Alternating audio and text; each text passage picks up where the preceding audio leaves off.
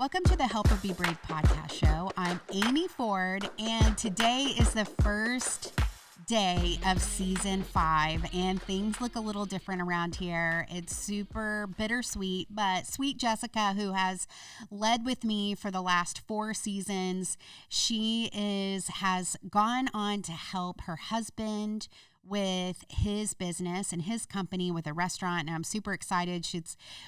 We've laughed and cried together about this new season, but she's still very much connected to Embrace Grace. She comes up here probably at least once a week.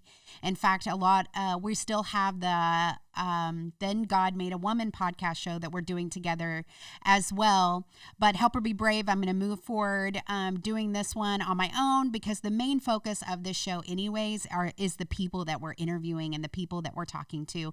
So, but I know you guys love Jessica. If y'all are friends with her on social media or Facebook, please reach out to her and tell her you're going to miss her. But also tune in to Then God Made a Woman, because you'll be able to hear her on quite a few episodes still on that show. So, but we have a great season planned out for season 5. Really great people that we're interviewing, people that are making a big difference in the pro-life movement, and I hope that it inspires you to get involved as well. For our first episode, we have Bethany Bomberger with the Radiance Foundation. We're so excited to have her on today. Hey, Bethany. I'm so happy to be with you. It's so much fun. I love chatting with other ladies, especially those who I respect and love, and that's how we feel about Embrace Grace and all that you guys are doing. So pumped to be with you today. Yeah, thank you. And I know there's some conferences we end up being in the same circuits, and what really stands out to me is you and your husband are so great about your branding and your look and everything, and it's so strong, and your husband always is so complimentary about ours too. I think we just kind of have the same passions about, because it matters. It matters about the way we put ourselves out there, and you guys do such a great job, and your kids' book and all that. So we'll get into all of that. But I wanted you to tell a little bit about you and your husband's why you started the Radiance Foundation, and then what is the Radiance Foundation? Sure. Well, for those that don't know the Radiance Foundation, our heart is, we say, to illuminate, educate, and motivate. So our heart is to illuminate a very powerful yet simple truth that every single life has intrinsic value. So we educate about really a myriad of social issues. And that would be, we talk about the abortion industry, we talk about adoption and fatherlessness and poverty and race and reconciliation. We talk about all of these issues in the context of God-given purpose. And our prayers is that everything that we do, that the end result would be that there wouldn't just be faith and knowledge, but there would be a motivation to live out our lives' purposes and to affect our sphere of influence and those that are around us. And we are very, very passionate about helping people to articulate, well, especially a pro-life worldview, but a worldview that elevates the fact that every life has purpose. So the way that we got started, it's kind of fun to think about how God brings us into different situations and weaves our lives together. And we look back and we go, oh my goodness, it's been a decade of doing this, but really it was just one step at a time with the Lord, and look where He's led us. But for 12 years, I was a teacher, public school, private school. In my degree is in elementary education. I have a master's degree in education. So my heart is always to be able to take complex issues and make them digestible.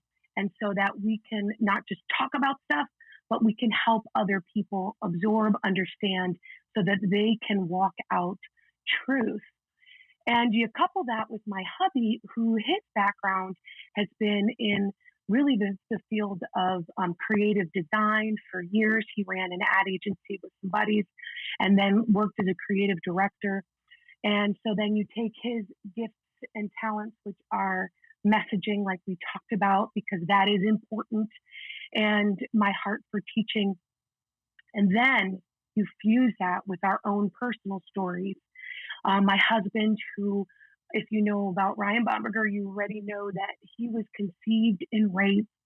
And as he came to understand the true gift of life that his birth mom gave him, and not just the gift of life, the gift of adoption, um, when he understood that she could have made other choices, he began, we had these hard conversations like, hey, I'm a creative professional who's given my time to messaging for clients when the reality is I am passionate about talking about the issue of life. And when I understand the courage and the beauty into the decisions that his personal birth mom made and how women have these opportunities to make life affirming decisions, we kind of stopped what we were doing and saying, what would it look like if we took our own personal stories, our testimonies of transformation, and how God has spoken life into us, merged that with our gifts and talents, and actually spoke into these very difficult social issues. I was a single mom for a bit before I married Ryan. So that's another very personal testimony, how we got the name Radiance. Maybe I'll share that a little bit later with you guys. But God really took our stories of transformation and our passion to empower people to not have fear about engaging in difficult social issues, but to have confidence that comes from knowing what you believe and having the verbiage to articulate it. And 12 years ago, the Radiance Foundation was birthed. And we really would vision cast about a month or two out. And we'd say, okay, this is what we're going to do. And this is what it's going to look like. And then the phone would ring and we'd have an invite to a UN panel or an invite to a church or an invite to, a fundraiser for keynoting at a pregnancy center. And then the college campuses started opening their doors to discuss things. And we said, let's not lose any opportunities. And we look back and 12 years later, we can say, thank you, Lord. You've given us opportunities to not fear talking about hard things, but to dig into the research, dig into the history, dig into the Word of God, and come up with solutions for every problem that the world has. That's so good. Especially lately, at the time we're filming this right now, the Texas heartbeat bill has popped up, and a lot of my friends have come to me, texted me and privately just saying, how do I talk about this? And of course the rape issue comes up a lot. And there was something that Ryan, your husband, I don't even know what he was talking at. It was some sort of clip that made its rounds. Maybe it was a live action event. I'm not really sure, but there was just a part where he just talks about how is my life less, because I was conceived in rape, how is my life less valuable than a life that maybe was planned? And Right. I mean, of course, we've heard this so many times, but there's just something about when your husband said that, which, of course, I've been serving in the pro-life movement for a while, but it was just so powerful and he's such a great speaker as well. But to really, to look at this is really kind of discriminatory towards people that maybe have special needs or that were conceived in a situation like rape.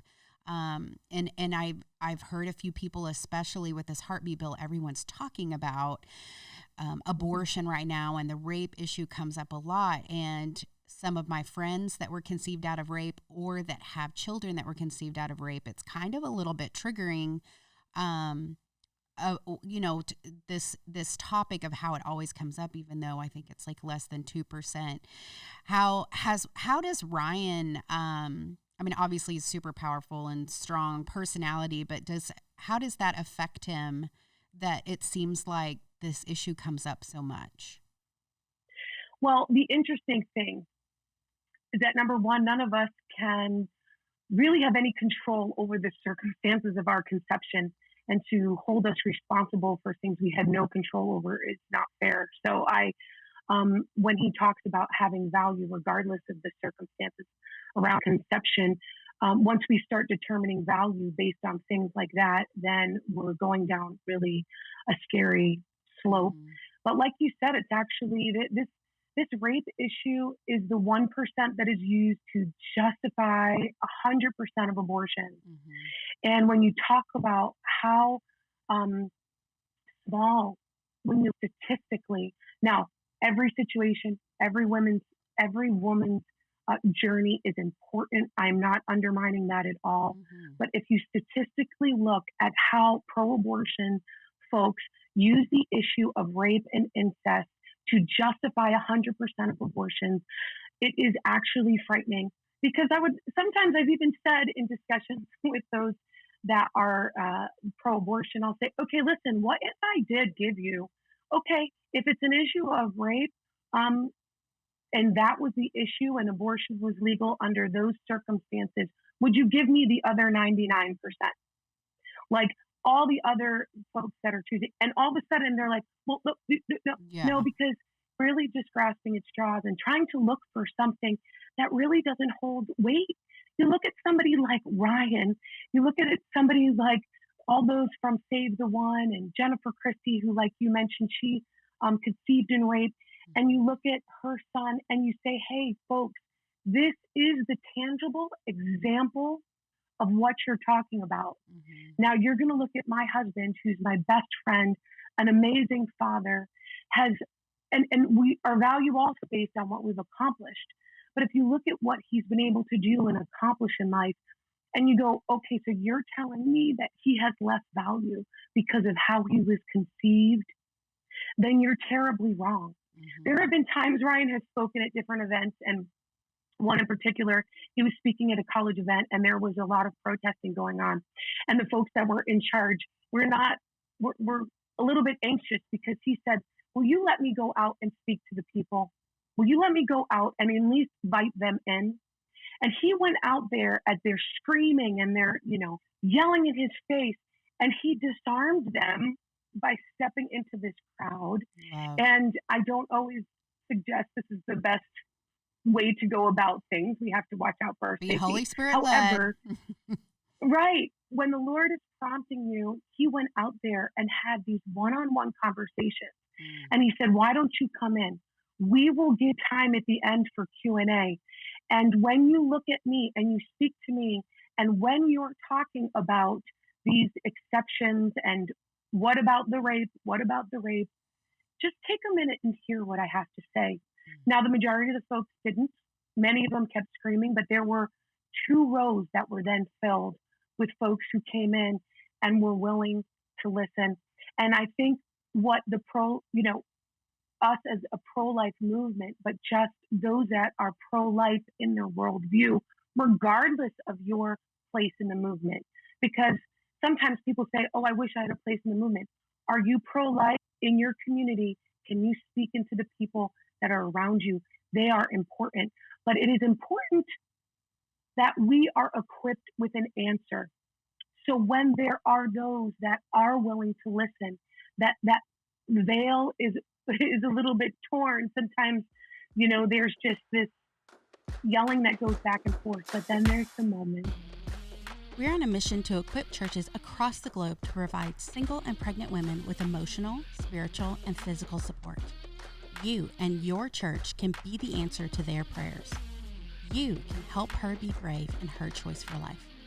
To learn more about how your church can host an Embrace Grace support group, visit www.embracegrace.com. Those moments when we can step in and we can be armed with information and facts and speak into these really these arguments that just don't hold water. How do you look at somebody who was conceived in rape, Jen Christie's little boy, and you look into those sweet little precious eyes and you go, you should have not been alive? All of a sudden, hearts turn. Yeah, so good. And Jen Christie was on our show, season 4. So if anyone hasn't heard that episode, it is super powerful. Definitely check out that one on the Help Her Be Brave show. And also she was recently featured in the Focus on the Family See Life episodes that I co-hosted with Jim Daly. You can go to focusonthefamily.com/C-life and hear Jennifer's story. You've mentioned her a couple times, and yes, she has a powerful story. Even though a baby is unplanned by us, a baby is always planned by God, and congratulations is always in order when there's a baby involved. And And so, but I know that we just need to make sure that no single mom walks alone. And I love that how it's really hard to look someone in the face that was conceived in rape and still have that argument. And the way I love that your husband just went out there and was like, let's talk about this. Because that's, even if they were still arguing, I know they had to have gone home and really thought more about it, Yeah. It's super strong that he did It's that. interesting how it's just easy to talk in euphemisms. And, we've been able to speak in places like Ireland and the UK. And I only say that to say, we go over there and guess what people are saying to us? My body, my choice. It's just a clump of cells. There's phrases. What about rape? It ends up just being this euphemism, and you have to say, okay, let's talk about that. Let's break that down, and let's take it past a bumper sticker. Right. Maybe they've never really thought about what it is that they're actually saying and what that actually means. Right. I saw someone had a T-shirt on yesterday that said, "I'm a clump of cells." That I saw on social media. And it is true. All these little one-liners that are thrown out there a lot that maybe people haven't really thought through on that. And I love that you guys even are providing social media graphics and content that look good, sound good, and are thought-provoking and conversation starting that people can use and share. Not only what is posted right in that moment, but it's been a little while, but I think I looked at your website a couple months ago or 6 months ago, and you guys have kind of a data bank or a stockpile of images that people can use and find something that maybe that they're passionate about in that moment to share that looks really good. And so how all can people connect and partner with you guys? Absolutely. You are, of course, until we're not, we are on social media until we're constantly being censored. But of course, radiance.life, you can go to our main site. LifehasPurpose.com is our podcast, which we're in the process of moving and building a new studio. So we can't wait to jump back into that. But social media is probably the easiest way to find us and connect. We're on all of the platforms, Facebook and Instagram and Twitter, even though they're trying to get us off all the places. I'll tell you, it's still a great place to connect. And like you said, our heart is to get to where the people are and to be able to. You mentioned the memes that we create here at the Radiance Foundation. I believe in the depths of my soul that God created each of us to be alive exactly when we are, that we were supposed to be a part of this moment in history. And if that means that we have to say, okay, what is going on right now in history that will allow us to reach the masses with a message of life, then let's do it. And so when we think about creating memes and making sure that our messaging is on point, digestible, it's really a motivation of ours that comes from a place that says we want to be effective and we want to reach folks. And there's so many of us in the pro-life movement that we all have differing budgets that we're working with, and yet I just still believe that whatever God has given us, it can be part of our prayer to be intentional about being effective and to be able to stop and look at ourselves and look at how we're doing things, whether it's messaging, whether it's how we're approaching different issues, and sort of step out of ourselves and go, okay, God, where do I need to change and move? Our change is happening exponentially in our culture. And you look at somebody like Planned Parenthood, and they have the budget to hire all these folks to respond to the culture and speak into lives, even if they're speaking death and they're speaking life. And so I just want to encourage each of us to be okay with where God has placed us in history and being okay to step back and say, okay, number one, what do I believe? And number two, how do I communicate this effectively? It's important. So good. Yeah. And in closing, do you have anybody that's super nervous about sharing their views, and maybe they're so passionate about pro-life, but they've never really put it out there publicly because of worried that they're going to offend someone or make someone upset. Do you have any kind of advice to that person that might be listening right now that wants to be more bold, but just hasn't really crossed over to do that?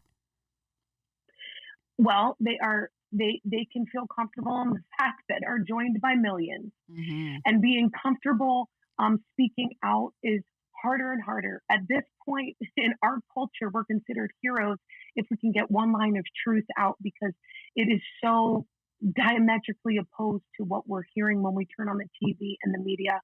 My encouragement is this: to number one, get into the Bible, get into those organizations that are speaking truth and actually echoing the heart of God for this community.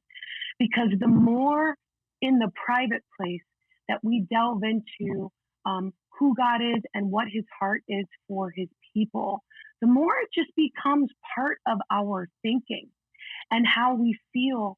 And before we know it, it's not a separate thing. Speaking up and speaking truth isn't something that we have to go outside of ourselves to do. It just becomes a natural part of our DNA. And we will find that it will roll off our tongue easier and easier. And as we speak and surround ourselves with those that are passionate about truth, it's a great place to find that encouragement, so that when our circles bring us into places where people don't think like we do, we've gained this confidence and we've gained this muscle memory in our brain that truth just comes out. I believe, because faith is such a part of who I am, that when we understand God, his name is truly synonymous with truth. And as we allow him to take up more and more residence in our hearts, and we find those private times to, whether it is to quiet our hearts and read the word or read devotionals or even just worship, that this truth becomes part of our DNA. But if we aren't soaking it in, it won't become part of who we are, and it will never come out. And now we live in a day and age where we have to be intentional about finding the sources of truth and weighing all this information that comes in, weighing that with what is biblical truth. And when we do that, our hearts and our minds, it just becomes, all I could say is muscle memory. And before you know it, it will pour out. You know what? Jesus was despised by many. We're not going to, I think sometimes I say to folks, we just have to get over the desire to be liked by everybody. Because at the end of the day, as I have moved forward in this movement, especially, and become vocal about things that might not be popular, my inner circle has become stronger. But just like when I went out last year and I pruned my rose bushes and I thought, oh, this is the end of them, they're looking pretty crazy. Those rose bushes grew back double the size and even more full and beautiful. And I think sometimes in our life, when we prune things that might not be showing fruit or the flower blossom, it's amazing when we take out things in our life that are miseducating or speaking lies, what will be the result of that sometimes painful pruning of our circles. What ends up coming out is so much more beautiful and so much more fragrant, and our lives will speak for themselves. That's so good. Thank you, Bethany, so much. And we're going to link your website in our show notes. And we so appreciate what you and Ryan are doing through the Radiance Foundation and in the pro-life movement. And you guys are amazing. And thank you so much for taking the time to spend time with us today. Awesome. Well, thank you, Aim. It's great to be here. Thank you so much for watching today. I just hope that you were inspired to use your voice and your platform. And everybody has a platform, whether it's just talking to one person or it's using your social media, but that you would use your platform to help save lives. Because I think that the more people that are talking about it, the more times that people are going to be like, you know what, me too. And I haven't really had the courage to say something. So we all need to be using our voice to help women be brave and choose life, to help stand up for these sweet babies and for their moms that need help. And so I hope that this motivated you to get involved. Please check out the Radiance Foundation and also share this podcast, this iTunes, Spotify, or YouTube, however you're watching. Share it with your friends. Give us a good review and let people know about Help Her Be Brave podcast show, because we've got 5 seasons now that are this is the 5th season we're going into, that we've got a lot of episodes, and we just hope have been at least something that stirs your heart to action. So we've got many more episodes to come for this season, and you're gonna just make sure you mark your calendar. These come out every Tuesday. You're gonna love it, and we will see you next time.